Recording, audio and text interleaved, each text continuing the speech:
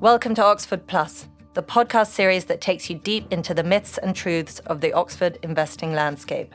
I'm your host, Susanna Diaga, and I've spent over 15 years in UK asset management. My guest today is John Derrick. John is a managing director at JP Morgan Private Bank, focused on covering entrepreneurs, families, and foundations in the UK. John is an alumni of Oxford University himself and sits on the board of the Alumni Network. He's also a driving force in JP Morgan's push to be even more integral to the UK's university spin-out ecosystem, particularly after the acquisition of First Republic Bank in 2023. I'm interested to have John here today to hear his perspective on how banks can help spin-outs and entrepreneurs plan their journey from angel investing stages through to listing on a main market. They have an interesting view as one of the few entities that have teams that support the entire progression, including those that have successfully exited. It's a comparable view to that of our show sponsor, Mishcon de Reya, who are also set up to support entrepreneurs all the way through their journey with advice and, of course, legal structures where needed. John, thank you so much for joining today. Good morning. Thank you. So I'm really pleased to have you here because JP Morgan's depth and breadth in the UK is really expanding at pace. And clearly we've seen that in Oxford and your presence is really growing. Can you talk a little bit about the structural changes within the bank that have led to this change in focus? Well, I think it's all about focusing on the journey of the growth of technology and companies. And actually, if you see a market opportunity in front of you, then I think you need to grow into it. And that's driven by the fact that we have almost 25,000 people in the UK, that we have all our lines of business, and therefore we can actually follow an entrepreneur and a company through their life cycle. And that leads me beautifully onto what I wanted to ask you, so thank you. I want you to maybe briefly outline what that life cycle looks like for a company, because some people are entrepreneurs and might be listening, but other people might not be aware of what that journey looks like for an academic entrepreneur, somebody coming up through that. And it would be interesting to hear about how banks, in the broader term, service those different points and how people engage with yourselves. Yeah, I sort of think of it in three different stages. So you've got you, the individual, you've got you and your shareholders, and then you've got you and your company. And I think it's about getting the journey right in terms of the advisors and the support around you. When you start out and it's early on, there are quite a lot of things out there that you can use as support: accelerators, incubators. The UK has an amazing supply of these. It's easy to set up a company, etc. But I think there comes a point in the journey where you suddenly sit back and think, oh, I've really got to think about the next steps here more strategically. And that is where we can help as a firm. So I think in the first instance, then we think about your shareholders, and we have a team of people in a company called Global Shares that can help you with your cap table. It's when you go from having an Excel spreadsheet into thinking about what dilution looks like in the next round. It gets a bit more complicated than a simple spreadsheet. I think the second thing at that point is really you and your company. So if you're sort of getting to a Series A, you're starting to think about not just one country, but cross-border. Then you start to think, okay, well, where do I find another bank that I can work with? And if you're going into 3 countries, or if you want to go into the US, then I think we have the ability to do 52 countries for you in one-stop shop. And it takes a lot of time and admin. You want to focus on the business, not the operational side. And I think then from the private banking perspective, we focus on you as the individual, because I think in corporate transactions, the you as an individual, the founder, the entrepreneur, the CFO, often gets forgotten. And it's not just about you, it's about you and your family. Because actually, for any entrepreneur to have got to where they've got to, there's a group of people around them. Might be a partner, might be children, might be a parent, but there are other people who have to go through that journey with you. And you have to think of their needs as well as your own needs if you're part of a unit. Really interesting. Do you ever find that there's a conflict between those different camps and therefore teams? Because as you described that, I can sort of imagine the private bank is looking after the individual, but clearly the corporate bank should be focused on the company and the shareholders. I'm not sure there's a conflict, but my primary focus will be on the individual as a private banker. And whether you're using JP Morgan or you have a smaller corporate finance shop working with you earlier on in the journey, it's my job to alert you to the things you need to think about. So if you're coming up towards an exit, our wealth advisory teams will work with you to work out, have you got that checklist done? You might have done it. Great. We love that. But actually, it's very simple things sometimes. Do you actually have a will? Do you have lasting powers of attorney? If you're in a company, and if you think back to COVID, when the world changed overnight and you were sick, who's going to run that company? Because that's actually a fiduciary obligation of the CEO as well. Yeah, super interesting. And I think you're right that people didn't necessarily think about these things. And now it's much more front and center. But the logistics of that can still be a headache. Yeah, and the beauty of the experience that I have, my colleagues have, and our teams have is we've seen this thing before. We know what it looks like. We know how difficult it can be to focus on yourself when you're in a transaction or in a fundraise. And in the world we live in today, by the time you've done Series A, my question is, when is Series B? The cycles are shorter, the numbers are bigger. And you do need to think of things like escrow. Are you, the CEO, going to be the CEO of that company once a private equity shop comes in or a venture capital company comes in? It's really quite different. And sort of, you can talk to your chairman probably, but there aren't that many other people you can talk to as a sort of consigliere. Yeah. And in terms of that journey, can you give me, maybe just to bring it to life, a recent example of a company that you've sort of seen through that kind of arc that you've just described, and maybe give us some colour? Because I think it's really interesting for people to see the specifics or hear the specifics. Well, I sort of think, because entrepreneurs sort of divide into the mercurial and the mercenary, and somewhere in the middle is the right answer. And so, if I look at recent years, seen someone go from being in a position where they were going to take 300 million out of a company to zero. And that's because they were probably a bit too aggressive on the valuation. The world changed slightly overnight, through to the person who really isn't sure whether they do want to go for an exit. And if they're going for an exit, then, what does the escrow facility look like? What does the earnout look like? And at what point, potentially, can they restart the same business again? That is not a conversation they're going to have with the acquirer. But they are the real life examples, because when you've been in charge of your destiny and you suddenly get to a point where somebody else, in inverted commas, might be the majority or a significant shareholder, then the world does change. And you don't know how you're going to feel. So I think you can go from the sort of zero to hero, but pretty much quickly back. And, that is the challenge of single stock exposure, all the way through to people where suddenly the wealth, in inverted commas, was not really what they set out to. They didn't set out to achieve wealth. They set out on a mission as an entrepreneur to achieve something or to change the world. Yeah. And I think that's a really interesting point around what drives entrepreneurs, and that those that are often most successful are the ones where it's the passion that's driving them rather than the want of an exit. Yeah, we had a group of entrepreneurs yesterday talking to the next generation of families, and there the real point was, if you start a business with the idea of selling it in 3 years' time, that's really different from starting out with a business where blood, sweat and tears will deliver the outcome. Yeah. And, there are very few entrepreneurs who haven't used blood, sweat and tears, or potentially, remortgage their house without telling their partner, all the things that on a scale of 0 to 100, if you're used to investing in financial markets, appear as 100. But there is a sort of yin and yang in that business where it is our job as advisors, as bankers, to say, okay, but what if?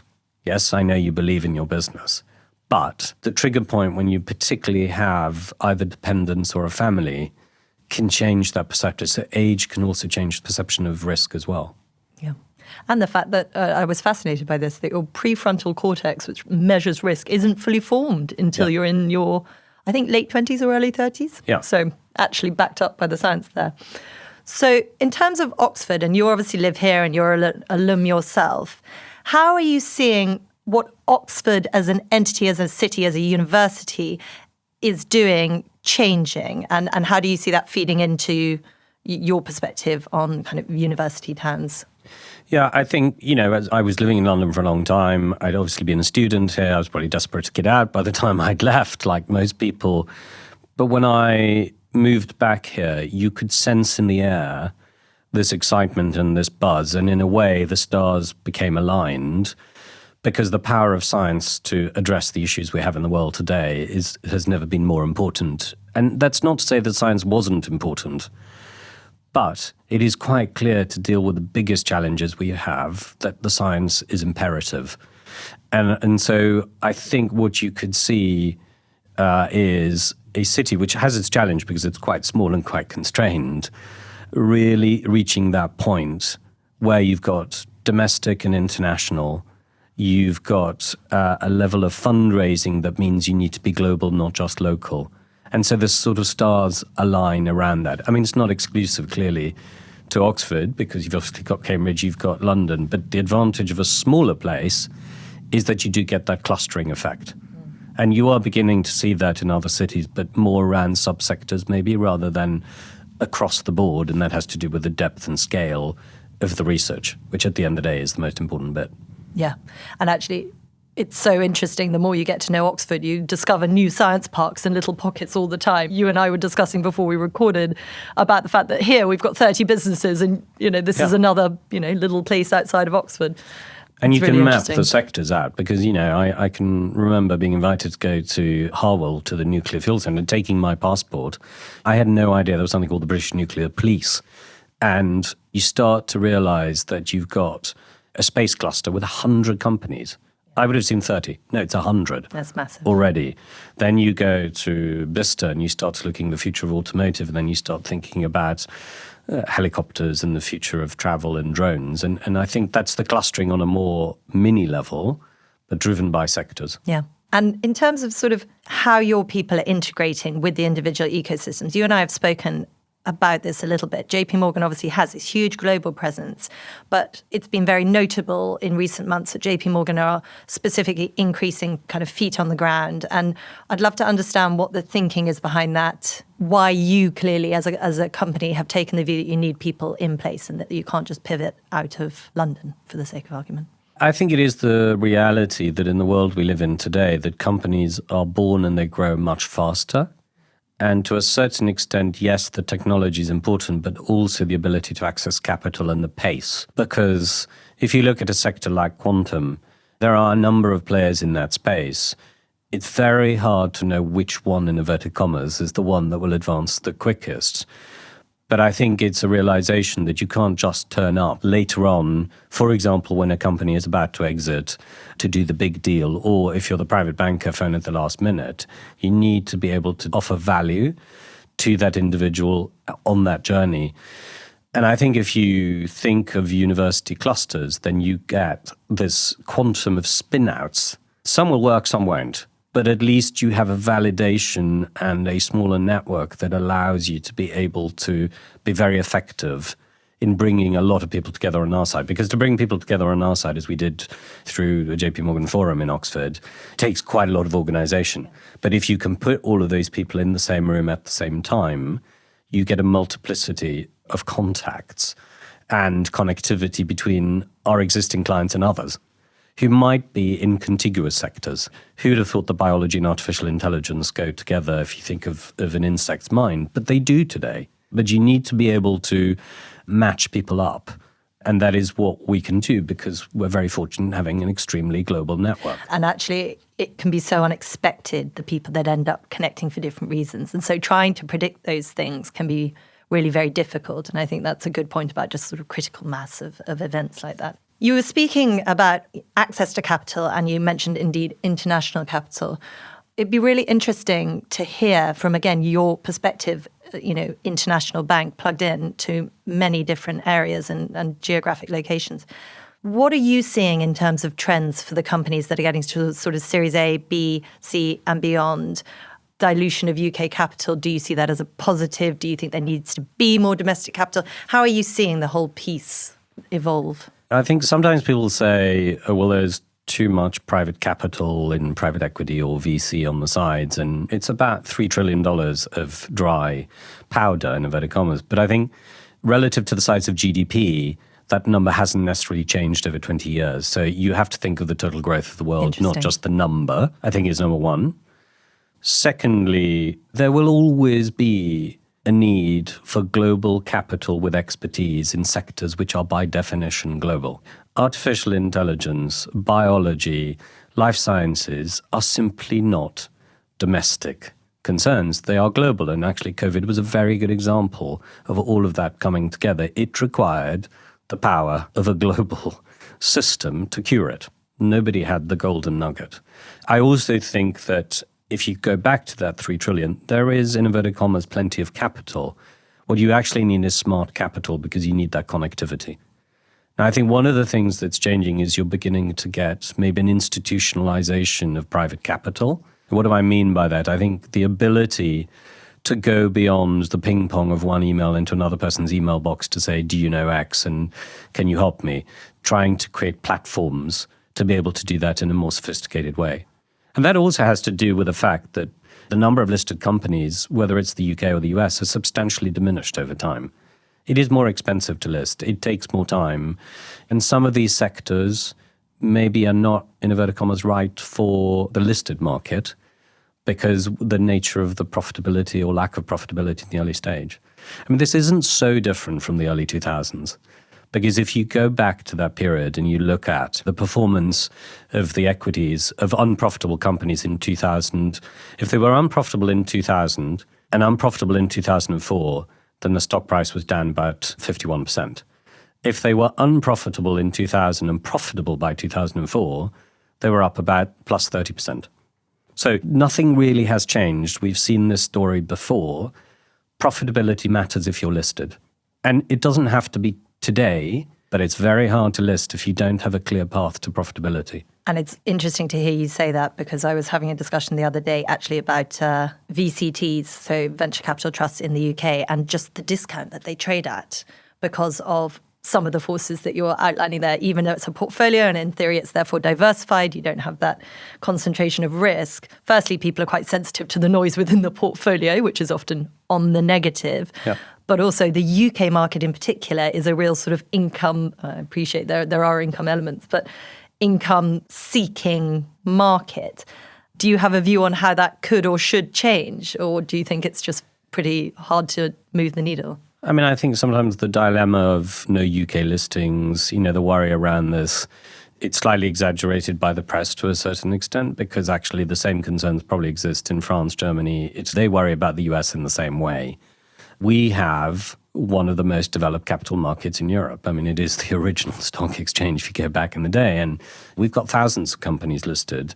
I worked on an IPO in the early 2000s of one of the first Spanish tech listings, and it really was the first Spanish technology company. I mean, in inverted commas, you wouldn't necessarily think of it as technology today, but there were no other companies listed, and I think at the time there might have been 250 companies listed. I mean, not many. We were still in the thousands at that point. And most European exchanges have explored junior exchanges, whether it's the Neue Markt in Germany, whether it's a junior one in the Nordics. So the dilemma remains the same, a bit probably more of a European versus a US consideration, I would say, just because you've got the depth of 360 million people and an equity culture in domestic buyers, and also the philosophical approach to failure. Failing is not an embarrassing thing in the United States where the entrepreneurial dream lives on. It's harder to do that in European countries. I've heard that a lot over the years that I've been focused on this area, and it's a little bit depressing, but it does still seem that it rings true, and that sense of failure, but also that predicates people maybe having lower aspirations of what success looks like, and that sometimes they exit sooner. I think that was definitely true if you go back 5-10 years. But I think now you've got a lot more education, you've got a lot more advisors. That's one of the major reasons that we did the Oxford Forum, really was to get people together and to say to them, deals are happening, but you need to be selective about who you're working with. And that is not entirely self-serving, but it is really the fact that you need to talk to people who've got access to pools of capital, whether they're family offices, whether they're pension funds, whether they're insurance companies or sovereign wealth funds. You don't know what you don't know until you ask the question. And that, to me, is probably the thing that I try and impress most on the clients that we talk to. Yeah. You were talking earlier about sort of JP Morgan coming into companies earlier, forming those relationships, and that really resonates and makes sense. Almost with the same thought in mind, when you look at companies not listing here, I'm often intrigued that, from what I can see, but I'd love to hear what you see, that the AIM market, that the main London Stock Exchange even, that they aren't making more of a sort of effort to get in at the foothills to make sure that that pathway is clear, easy, smoothed, the path of least resistance, I suppose. And clearly there are reasons. You spoke about the domestic market size in the US and that people might want to list in the US anyway. But it seems to me that there is more that could be being done domestically to just make it less expensive and easier and not quite subsidize it, but almost, given how valuable it is to the UK, I'm always intrigued that we're not. I think there are definitely changes that are happening, will happen. I think everybody recognizes that. But, there's that very fine balance between changing the rules too much and then, in inverted commas, ending up with a scandal. It's a fine line, and as any financial institution knows, it takes you a very long time to develop your reputation, and those can change very quickly. So I do think there's that push-pull. What you need is an understanding of sensible regulation that will help people access capital, but without also putting them in a position where they're either not ready for that, they're too small, or they're too early, and then they're illiquid. And actually, illiquid stocks really aren't great, whether it's UK or US. And if you're a significant company in the UK or in Europe, you could be a very small company in the US. Sub $1 billion market cap is a super small company in the US. And if you think of the size of many European companies earlier on, that's the challenge. Yeah. So to be a small illiquid company with no research basically puts you off the radar for most people. Yeah. And the word changes with MiFID in terms of who could write research, who can access research. But even then, even if you've got two brokers covering you, it's not amazing from an investor's perspective, particularly in a world where you have got mega cap companies who've got huge transparency, massive growth, and they're profitable. Yeah.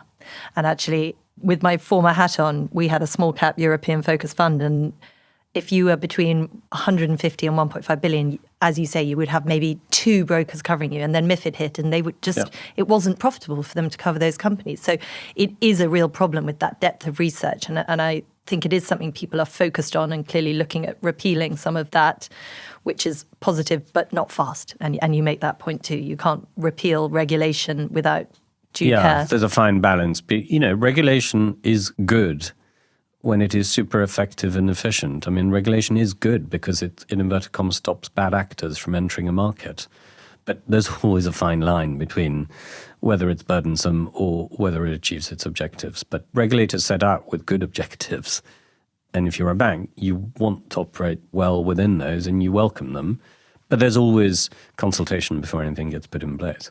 And so, talking about regulation, it brings us naturally on to your purchase of First Republic Bank and how that's changed your perspective in this space even further and how that's impacted. Yeah, I mean, in the US, we have had bankers in what we call the innovation economy team for a number of years who have dealt with deep tech, life sciences, quantum. And obviously, if you go back about a year and a half ago when you had the transaction where Silicon Valley Bank had its issues, but also First Republic, there was an opportunity to expand what we did, covering earlier stage VC funds, to double up in terms of what we did in the technology space. And that is when the innovation economy teams were expanded outside the US, because you had a moment and a commercial opportunity to actually engage, and more importantly, to help companies in a very difficult time. It was very traumatic for companies on the weekend when those events took place, and we were able to come in very fast and help people. And that is, the first question that you need to ask your network at that point, or the entrepreneurs you're dealing with, is what can I do to help? And that was the critical bit that we were able to do in scale and size, because we have done multiple acquisitions. The firm is a combination of over 200 banks. And so, an M&A is tough. But when you've got teams of hundreds of people who've done it before, who know what needs to do, First Republic Bank was almost 11,000 people who suddenly went from a Friday working First Republic to working for JP Morgan. That is a huge achievement. And then you've got to bed those people in, and then you've actually got to understand who their clients are. Because again, it's not about the bank, it's about the clients. Money is financial well-being. It is what, will trouble people if it's not safe and secure. Yeah. So slightly switching, I wanted to hear your thoughts on some kind of practical on the ground things that are changing in Oxford. So obviously we've got the Ellison Institute of Technology arriving here, and you had Sir John Bell speaking at your Oxford event. How do you see these things changing Oxford? How do you see it with your hat on as part of the alum network? Yeah, I'm really intrigued to get your perspective. Yeah, I mean, look, the university's always had a very strong international network, and particularly in postgraduates. I think it's 50-50 at undergraduates, 80-20 between domestic and international. So it's always been there. But the arrival of other institutes which cluster around the university, which aren't necessarily part of the university, and there are ones today. Rhodes House is a very good example, which isn't part of the university, which most people don't realise. No, I didn't realise that. It technically could go somewhere else, but it is an integral part of the ecosystem. So to have other people like Ellison arrive who are complementary to places like Rhodes, which has that phenomenal global network, really is powerful. And I think that as you bring more international entrepreneurs in who will be part of the Ellison Institute, who will see, when you get here, you get very excited when you start to see what's going on. And when you go to any of the events, people say, well, you must meet X, you must meet Y. Sometimes it's quite astonishing that X and Y don't know each other, I have to say. That's one thing I found. But we have the ability to put them together. And so I always think of it as being the Michelin-starred sort of example when you had the Waterside Inn and then suddenly you get the Fat Duck and people go, but it's a tiny little village. How can you have two? Well, actually, 2 and 2 is 5 at that point. And so that is where something like the Ellison Institute, which already is a significant organization in the US, makes a difference. It's very easy to get that connectivity. And in particular, because the language is a common language. So it's interchangeable. You can move people from the US to the UK to work, and there aren't any challenges, maybe except cultural ones. Yeah, they can bring their ambition over, their lack of fear of failure. So that would be a good thing. So we obviously focus a lot in Oxford and have a great deal of depth and expertise in life sciences, but we've also got coming in the Steve Schwarzman Humanities building. And it'd be really interesting to see if you're seeing things coming out of the pipeline on the humanities side too, because it can sometimes feel not one-dimensional, I think that would be unfair, but a little narrow. And I think there's huge benefit from broadening that out. And I'd love to know if you're seeing anything on that other side yet. Yeah, plural or interdisciplinary worlds are something that also goes through waves where people go, well, we don't need languages, we don't need the arts, etc. But in reality, if you think of artificial intelligence, if you think of machine learning, you need a deep understanding of neuroscience and a deep understanding of how language systems work. And so I do think that the growth of those sectors in particular will mean a larger crossover between the science and the understanding of humans and the psychology of humans, because it says it's called artificial intelligence, and intelligence typically is driven either by humans or obviously in animals as well. So I think the confluence and the interest, it's the concept of the high table, where you can talk about these, is going to be a major differentiator than just having a bunch of scientists in a room. If you're building any business, if you're building a management team, you need the challenge and the skill set around the table. You do not want groupthink. Absolutely. So another thing that you brought up earlier briefly is the sort of geographic and, dare I say it, sort of infrastructure of Oxford specifically. And you and I have spoken about this before. There is a sense that the UK needs some big policy-led development in order to accommodate the growth of these companies. You and I were talking about the power grid restrictions the other day.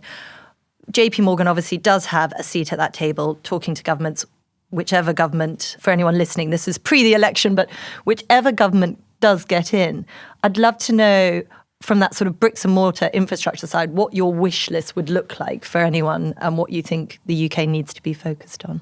I mean, I think if you go back to, people love talking about artificial intelligence, but the question is, where are we in that stage of growth and what matters now?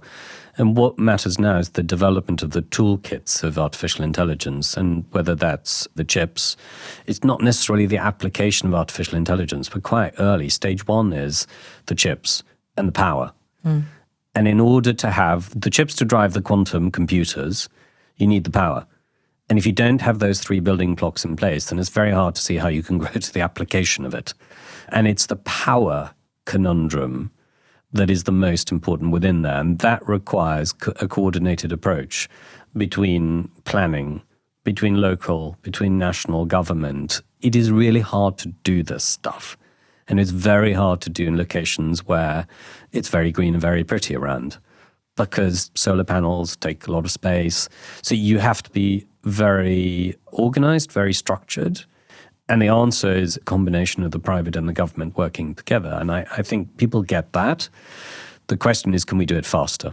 I think, to me, that's probably the most critical thing for any government. They need to be part of that equation because they control planning, typically. Wonderful. And going back to that theme of, what the UK and policy focuses should be, I'd love to get your idea of what the themes are that you're seeing and that you really think the UK should be digging in as sort of world leader for. I think the themes that we've been looking at for the last 3 years, they're not new, but that some have gone up in importance. So the health, climate and security. And security is about physical security, but also energy security, back to the discussion earlier on. They are very big, very global, and they are the things that require people to work together, but also a doubling down of capital. You will not solve the climate crisis unless you get trillions of dollars going into this space.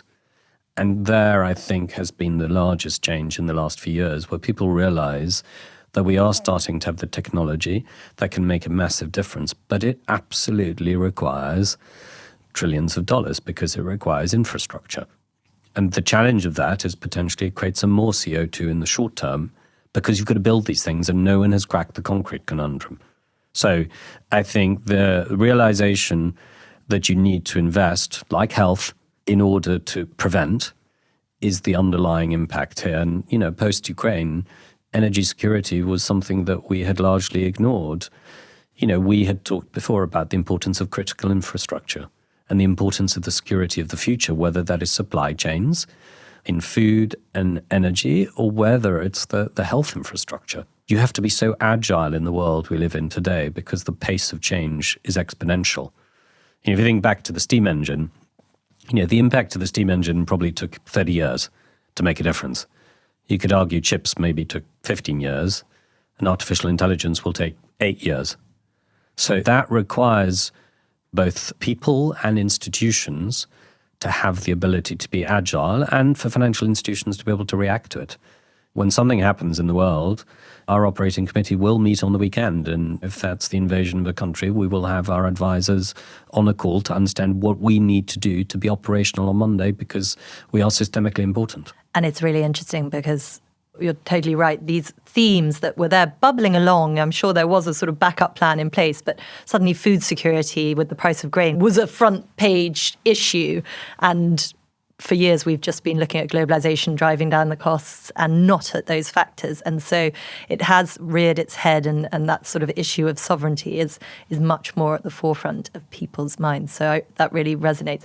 By the way, I have to reference, I really enjoyed your pun on crack the concrete conundrum. I don't know if that was intentional, but I made me smile. No, but if you look at the amount of CO2, more CO2 is generated by concrete than by cows, and the poor cows are often regarded as the methane contributors. No, absolutely. And these are the issues. And it sounds rather cynical, but I think I've been like this since I was really very young. When people say, well, we need to stop doing things to generate CO2, I say, yes, we do. I absolutely agree with that. But we need to capture carbon. And that's going to be the way that we change this dial now. Yeah, I think car parks are a fascinating one because, of course, car parks were built for cars, A, that were smaller, and B, that weighed a lot less. A battery is very heavy. So cars are much heavier.